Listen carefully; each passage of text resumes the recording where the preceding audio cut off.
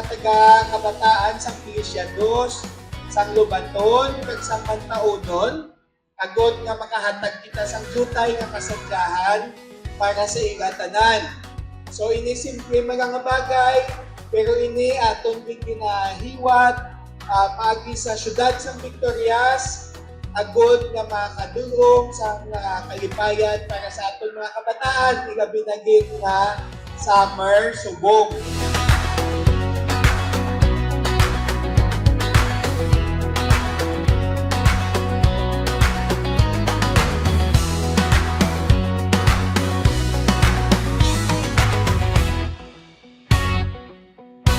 Isa naman ka masinadyahon kag mabinungahon nga proyekto sa aton syudad sang Victoria ang gindala diri sa Barangay 8, partikularmente sa Hacienda Pilisiados, Hacienda Lubaton kag Hacienda Mantaunon.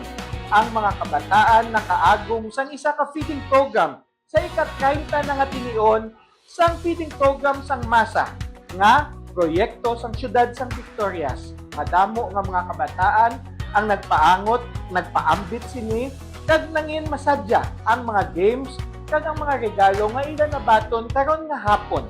Kag tungod nga karon nagasaulog kita sa Mother's Day celebration, mayara man din aman ang syudad sang Victorias para sa mga nanay nga yari diri nga nakaagom man sila sang bugas para mangin masadya man ang ila pagsaulog sang Mother's Day celebration diri sa ila nga mga panimalay.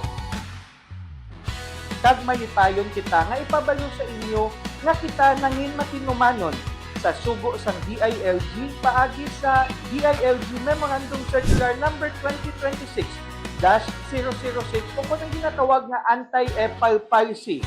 Suno sa sina nga mandato, hindi na pwede ang isa ka politiko magbutang sang iya ngalan, iya picture, iya image, iya logo, iya tagline, iya hashtag sang iya nga mga color motif nga maka-identify sa iya bilang isa ka politiko, especially sa mga bagay nga ginpanghatag sa mga produkto nga gikan sa syudad sang Victorias. Ilabi na gid sa mga signages, sa mga markers, sa mga advertisements kag sa mga iban pa nga mga materials nga may kaangtanan sa proyekto nga ginpunduhan sang aton syudad.